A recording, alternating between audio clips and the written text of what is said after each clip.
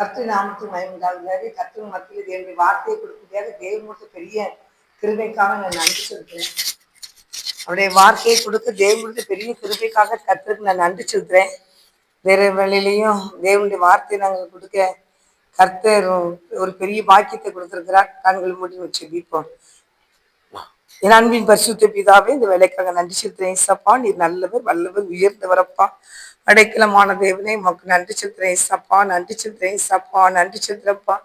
ஆண்டவரே சோத்திரப்பா, பேசுறோம் நீங்கள் நல்ல பிதாவின் ஆவியனர் சொன்னீரப்பா. ஆவியனர் பேசுவீராக நாங்கள் செபிக்கிறோம். கர்த்தருடைய ஆவியனுடைய ஆளுகைக்கு எங்களை ஒப்புவிடுகிறோம். பரிசுத்தாவியனர் ஆளுகை செய்யும். நீர் பேசும் ஆண்டவரே, நீர் பேசுவப்பா, நீர் பேசும், நீர் பேசும். கர்த்தருடைய கட்டளை ஒப்புவிடுகிறோம். இயேசுவின் நாமத்தினால ஜெபிக்கிறோம் நல்ல பிதாவே, ஆமேன். நாட்களிலும் தேவனுடைய வார்த்தையை கொடுக்க கர்த்தருக்கு பெரிய கிருபைக்காக தேவனை சோத்திரிக்கிறேன். எபேசியர் 5ஆம் அதிகாரம் 16ஆம் வசனத்துல எல்லாத்துக்கும் தெரிந்த வசனம் தான். நாட்கள் பொல்லாதவர்களா இருக்கிறதுனால காலத்தை பிரயோஜனப்படுத்திக் கொள்ளுங்கள் அப்படின்னு வேதம் கூறுகிறது. அப்போ நாட்கள் பொல்லாதவர்கள் இருக்க நமக்கே தெரியும் நாட்கள் எப்படி இருக்கு அப்படிங்கிறது நமக்கு என்ன செய்யும் தெரியும். நாட்கள் எப்படி போய்கிட்டு இருக்குது அதுவும் நமக்கு என்ன செய்யும் தெரியும். இன்னைக்கு ஒவ்வொரு நாளும் போறது ஒரு பயங்கரமான காலத்துக்கு தான் போய்கிட்டு இருக்குது. நாளுக்கு நாள் எதுவும் மாற்றம் உண்டு வருமானு கேட்டால் மாற்றம் வரல. இன்னைக்கு அழிவு தான் வந்துகிட்டு இருக்குது. அப்படி பயங்கரமான இடத்துக்குள்ள என்ன செஞ்சிருக்கு உலகம் போய்கிட்டு இருக்குது. ஆனால் கட்டுரை பிள்ளைகளாக நீங்களும் நானும் தான் என்ன செய்யணும்ட்டு ஆண்டவருடைய வசனத்தை நம்ம கையில கொடுத்துருக்கிறாரு.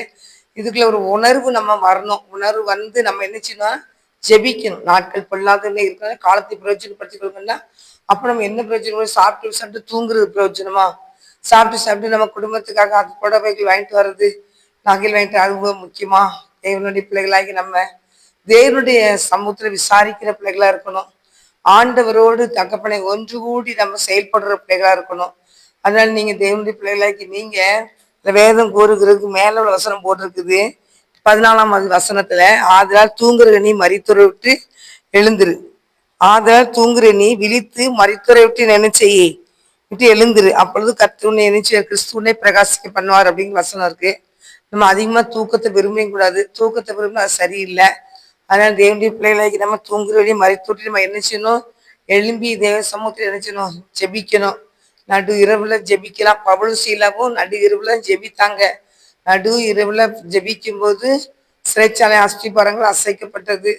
அவங்க விடுதலை பெற்றாங்க. அது மாத்திரம் இல்லை, அவங்களுடைய பக்கத்துல இருக்கிற அந்த சிறைச்சாலையில இருக்கிறவங்க எல்லாருமே இரவோடு இரவு என்ன செஞ்சாங்க, விடுதலை பெற்றாங்க. ஆனாலும் அவங்களுக்குள்ளதான் ஆண்டவருக்கும் அந்த அவங்களுக்கு தான் தெரியும் விடுதலை பெற்றது. சிறைச்சாலை அந்த அதிகாரிகள்லாம் என்ன செஞ்சாங்க, அவங்க தூங்கிட்டு இருப்பாங்க. ஆனா அந்த நேரத்துல காவலாளி தான் என்ன செஞ்சான், பார்த்து பார்த்து பதறிட்டான். ஐயோ நம்ம விடிஞ்சிட்டா நம்மளை கொன்றுவாரே அப்படின்ட்டு தன் கத்தி எடுத்து அவனே தன்னை குத்திக்கிட்டு போனான். அப்பதான் அவங்க சொன்னாங்க, நீ குத்திக்கிட்டாத கெடுதி இன்னும் உனக்கு வந்துக்கிடாத, நாங்க இங்கதான் இருக்கிறோம் அப்படின்னு சொல்லும் போது இங்க பரவாயில்ல. ராத்திரி முழுவதும் பாடு படிச்சு ஜோம் பண்ணிக்கிட்டு இருந்தாங்க. இவங்க தப்பிச்சு வெளியே பிறகு வாய்ப்பு இருந்து கூட போகலையே. அப்போ இவங்க ரொம்ப உண்மையானவங்கன்னு சொல்லி அந்த காவலாளி கூட இரவோட இரவு செஞ்சு ஆண்டவரை ஏற்றுக்கொண்டு ஞானசனம் பெற்றான் அப்படிங்கிறது வசனம் அதுல இருக்கு. அது அப்போஸ்தலர் 16ஆம் அதிகாரம் பார்த்தீங்கன்னா இருக்கு. அதனால எப்படி இருக்குன்னு கேட்டீங்கன்னா, எப்பேற்பட்ட நேரத்துல நடு இரவுல அவங்க ஜெபிக்கும் போது கூட ஆண்டவர் என்ன செஞ்சாரு, விடுதலை பண்ணினாரு. அதனால அவங்க சும்மா ஜெபிக்கல, தேவனை பாடி ஜெபித்தார்கள், துதித்தார்கள் வேதத்துல இருக்குது. அப்படிங்கும்போது அஸ்திபரங்கள் அசைக்கப்பட்டதுன்னு சொல்லி பூட்டுகள் கலந்து விழுந்ததுன்னு சொல்லி நம்ம பார்க்குறோம். ஆனா அவங்க எப்படிப்பட்ட சூழ்நிலையில அவங்க அந்த தேவனை பாடி துதித்தாங்கன்னா, கையும் காலும் கட்டப்பட்ட சூழ்நிலை, தொழுமரத்துல அசைய விடாதபடி கட்டி விலங்கு போட்டு வச்சிருக்கிறாங்க. நம்மளவே முடியாது. ஆனாலும் தேவனை நோக்கி அவங்க என்ன செஞ்சாங்க, ஜெபித்தாங்க. இன்னைக்கு இருக்கிற கிறிஸ்தவங்க அப்படி ஜெபிக்காங்களா அப்படின்னு பார்த்தா இல்லை. இன்னைக்கு இருக்கிற கிறிஸ்தவங்க ஜெபம்னாலே என்னன்னு தெரியாத அளவுல தூரமா போயிட்டு இருக்காங்களே தவிர ஜெபத்துக்கு பக்கத்துல இல்லை. இன்னைக்கு எவ்வளவுதான் கூட்டம் கூட்டமா ஜனங்கள் இருந்தாலும் ஜெபிக்கிற மக்கள் கேட்டா குறைஞ்சு போயிட்டாங்க. ஒரு காலத்துல ஜெபிக்கிற மக்கள் நிறைய இருந்தாங்க. இப்ப அந்த ஜெபிக்கிற மக்கள் இல்லை. அதனால நீங்க எல்லா பிள்ளைகளும் என்ன செய்யணும், ஜெபிக்க பழகணும். நீங்க ஆண்டவர்கிட்ட ஜெபிக்க பழகணும். நம்ம அம்மா அப்பாட்ட அவங்க கேட்கறதுக்கு நம்ம எதுவும் அப்படி வேணும் இப்படி வேணும் நம்ம கேட்க பழகலை. நம்மளே கேட்டுக்கிட்டோம். நம்மளே கேட்க கேட்க கேட்க கேட்க நம்ம கைக்கு வந்துட்டு போல ஆண்டவர்கிட்டையும் நம்ம நினைச்சணும், முழங்கால் போட்டு எல்லா மக்களுக்காக நீங்க நினைச்சணும் வேண்டுதல் ஜெபத்துல நீங்க நினைச்சணும் இருக்கணும். அதெல்லாம் கத்திரி பிள்ளைகளாக்கி நீங்க ஆண்டவர் நினைச்சீங்க தேடுங்க, ஆண்டவர் பயப்படுற பயத்தோடு நீங்க நினைச்சீங்க இருங்க. அப்பதான் கர்த்தர் நம்மளை நினைச்சிக்க முடியும், ஆசீர்வதிக்க முடியும். ஆண்டவருக்கு பிரியமானது என்னன்னு சொல்லி பார்த்து இந்த நாட்கள் பொல்லாதவர்கள இருக்கிறதுனால காலத்தை நீங்க நினைச்சீங்க பிரயோஜனப்படுத்திக் கொள்ளுங்க. உங்கள் மித்தம் கர்த்தர் நினைச்சுவாரு, சந்தோஷப்படுவாரு. யாக்கோப்பை பார்த்தீங்கன்னாலும் ராம் முழுவதும் என்ன செஞ்சா தேவ சமூகத்துல ஜெபித்தார்னு வேதத்துல பாக்குறோம். ராம் முழுவதும் அவருக்கு பெரிய பிரச்சனை வந்துச்சு. அவர் வந்து சிரேஷ்ட புத்திர பாக்கியத்தெல்லாம் அண்ணன்கிட்ட எழுதி வாங்கிட்டான். அவனுக்குள்ளதெல்லாம் அங்கே ஒரு கூழு காய்ச்சி அந்த கூழ் வயிறு பசிலே எனக்கு வேணும் தா, அப்போ சிரேஷ்ட புத்திர பாக்கியத்தை எழுதி எனக்கு தா, அப்பதான் தருவேன்னு சொல்லுவான். அதனால அண்ணன்கிட்ட சொல்லுவான், நான் தான் இன்னைக்கு சாவ போறேன்னு எதுக்கு போட்டு எனக்கு அதெல்லாம் நீயே வச்சுக்கோன்னு சொல்லி கொடுத்துட்டு அந்த கூழை வாங்கி என்ன செஞ்சிருவான், ஏசா வாங்கி குடிச்சிருவான். அவன் வயிற்று நிறைச்சிருவான். அப்படி சூழ்நிலை இருக்கும்போது அது ஒண்ணு. ரெண்டாவது வந்து அவங்க அப்பா வந்து ஈசாக்கு வந்து ஸ்மரணத்தை சந்திக்க போகும்போது வயதாயிட்டு, ரொம்ப முதிர் வயதாயிட்டு. அவரு சொல்றாரு பிள்ளைகளை கூப்பிட்டு, வாங்க இன்னைக்கு வந்து எனக்கு நல்ல வந்து காட்டுல போய் என்ன செய்யுங்க, வேட்டையாடிட்டு வந்து எனக்கு ருசியா அது குழம்பு வச்சுட்டாங்க அப்படின்னு கேட்பாரு. அப்போ வந்து ஏசா வந்து உண்மையிலேயே வேட்டைக்கு போயிடுவான். வேட்டைக்கு போய் அங்கே போய் என்ன செய்வான், வேட்டையாடிட்டு வர்றதுக்கு முன்னகுட்டி யாக்கோப்பு வீட்டுல இருக்கும்போது யாக்கோப்பை ரெபெக்காள் கூப்பிட்டு நம்ம வீட்டுக்குள்ள இருக்கிற கண்ணுக்குட்டி அடின்னு சொல்லி கண்ணுக்குட்டி அடிச்சு குழம்பு வச்சு நல்லா கூட்டு வச்சு பொரிச்சு எல்லா ஐட்டமும் செஞ்சு அவங்களுக்கு கொடுத்து என்ன செஞ்சிருவான், ஆசீர்வாதத்தை வாங்கிடுவான். ஆனாலும் அவனுக்கு ஏசோ மாதிரி பார்த்துப்பான், கண்ணு தெரியாது ஈசாக்குக்கு. தடை பார்ப்பான். இவங்க ஆட்டு தோலை கையில மேல போட்டிருப்பாங்க. அப்போன்னு சொன்னா ஒரு பக்கம் ஏசா மாதிரி இருக்கு, உடம்ப தொட்டு பார்த்தா ஏசா மாதிரி இருக்குது, ஆனா குரலும் யாக்கோப்பு மாதிரி இருக்கலாம் சொல்லிங்குவாரு. ஆனாலும் என்ன இப்பெல்லாம் ஏமாத்தோம், அப்பெல்லாம் ஏமாத்தி ஆண்டோடைய அவருடைய ஆசீர்வாதம் தெரிஞ்சுட்டான். ஈசா கிட்ட வாங்கிட்டான். தலையில கழிச்சு ஜெபிச்சு அதை தீர்க்க தரிசனம் அவர் என்ன சொல்றாரோ அது அதான் தெய்வ வாக்கு. அப்படியே அவன் ஆசீர்வாதத்தை பெற்றுக்கொண்டான். ஆனா ஈசாக்கு வந்து ஏசா வந்து பாக்குறான். ஏசா வந்து அப்பா என்னையும் ஆசீர்வதிக்கும் போது ஐயோ அவ்வளவு ஆசீர்வாதத்தையும் அவன் வாங்கிக்கிட்டானே, அது யாருன்னா யாக்கோப்பு. அப்ப இவனுக்கு கோவம் வந்துடும், ஏசாவுக்கு கோவம் வந்துடும். கோவந்துட்டு என்ன சொல்லுவாங்கடா, நீ எந்த சிரேஷ்ட புத்திர பாக்கியத்தையும் இது வாங்கிட்டேன், இப்ப இந்த ஆசீர்வாதத்தையும் அப்பாட்ட நீ வாங்கிட்ட, ஒளி நான் கொல்லாம விட மாட்டேன் அப்படின்னு கோபத்துல அவன் கரிச்சிக்கிறான். அப்போ தாய்கறி என்ன சொல்றான், நேரம் மாமா இருக்கிற லாபம் அவங்க ஊருக்கு அனுப்பிடுறான், நீ போ, அவன் கோபத்துல இருக்கான் கொண்டு போட்டுருவான்னு சொல்லி. அதனால பாருங்க அவன் போயிடுவான். போயிட்டு திருப்பி வாரான்னு இது பார்த்த உடனே அந்த இடத்துல ஏசா வந்து கண்டிப்பா அவனுக்கு கொல்ல விட மாட்டேன்னு வரும்போது ராம் முழுவதும் ஜெபிக்கான். ஜெபிக்கும் போது ஆண்டவர் அந்த எதிராக வந்து அவங்க கொல்லணும்ட்டு வரவனே சமாதானம் நிறைஞ்சவனா கர்த்தர் மாற்றுவாரு. அதே மாதிரி உங்களுக்கு இன்னைக்கு பிரச்சனை, என்ன ஒரு பிரச்சனை இருந்தாலும் இந்த பிரச்சனைகளுக்கு மத்தியில பிரச்சனையை பார்க்காதீங்க, அந்த போராட்டங்களை பார்க்காதீங்க, நீங்க ஜெபம் பண்ணுங்க. ஜெபம் பண்ணும்போது அந்த பிரச்சனைகள் இருந்த இடம் தெரியாம போயிடும். அந்த உன்னோடு போராடினவர்களை தேடியும் காணாது இருப்பாய் அப்படின்னு வசனத்தின்படி நம்மளோடு போராடுகிற எல்லா காரியத்தையும் கர்த்தர் நினைச்சுவார். தேடியும் காணாதபடி போக முடியாது, கர்த்தர் அகற்றி போடுவார். அதனால நீங்க எந்த காரியமானாலும் ஜெபம் பண்ணுங்க. ஜெபம் பண்ணும்போது கண்டிப்பா உங்களுக்கு வெற்றி உண்டு. ஜெபிக்கிற பிள்ளைகள் ஜெயத்தை எடுத்துக்கிடுவாங்க. அதனால நீங்க ஜெபம் பண்ணுங்க. நீங்க எதையும் பார்த்து பயப்படாதீங்க. ஜெபிக்கிற பிள்ளைகள் எதையும் பார்த்து என்ன செய்யக்கூடாது, பயப்படவே கூடாது. ஜெபிக்க ஜெபிக்க ஜெபிக்க கர்த்தருடைய வல்லமை உங்க மேல இறங்கிக்கிட்டே இருக்கும். ஜெபிக்க ஜெபிக்க தேவ பலன் இறங்கிக்கிட்டே இருக்கும். தேவனை நோக்கி நம்ம ஜெபிக்க ஜெபிக்க ஆண்டவர் தைரியத்தை தந்துகிட்டே இருப்பாரு. ஜெபிக்க ஜெபிக்க அவர் நம்ம பக்கத்திலே இருந்து அவர் நினைச்சுவார், சந்தோஷப்படுவாரு. அதனால நம்ம ஜெபிக்கிற பிள்ளைகள் தேவனுடைய சேனைகளா இருக்கும்போது அவரு நமக்கு முன்னாடி நினைச்சுவாரு இருப்பாரு. நீ சும்மா இரு, நான் யுத்தம் பண்ணுவேன் அப்படிங்கிற யுத்த தேவன் நமக்கு முன்னாடி நிற்பாரு. அதனால நீங்க வந்து எந்த பிரச்சனை இருந்தாலும் அந்த பிரச்சனைகளுக்கு ஒரு முடிவு உண்டு, அது ஜெபம் தான். நீங்க ஜெபிச்சுக்கிட்டே இருங்க. உங்க குடும்பத்துல காணப்படுற எந்த பிரச்சனைனாலும் ஆண்டு மாத்தி தந்துருவாரு.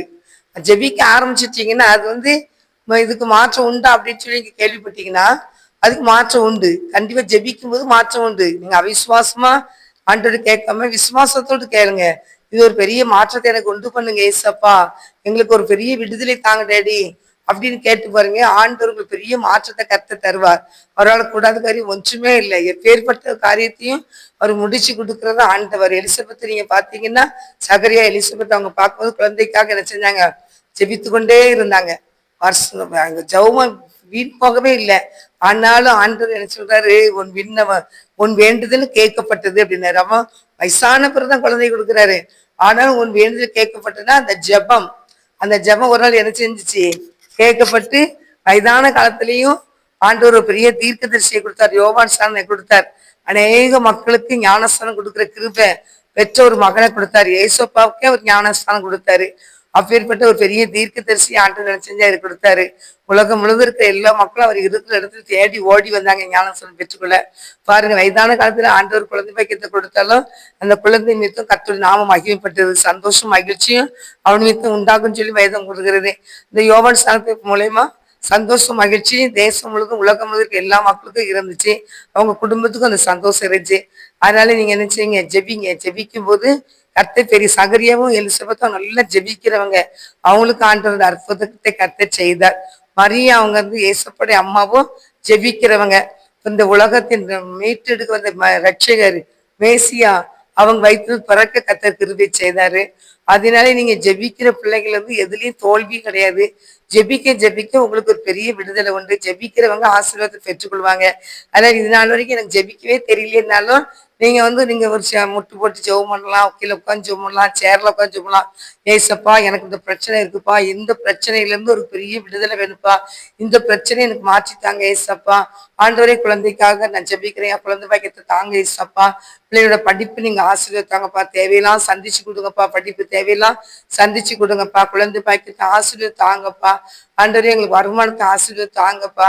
நீங்க என்னென்ன கேட்டாலும் ஆண்டவர் அந்த காரியத்திலிருந்து ஒரு ஜெயத்தை தருவாரு.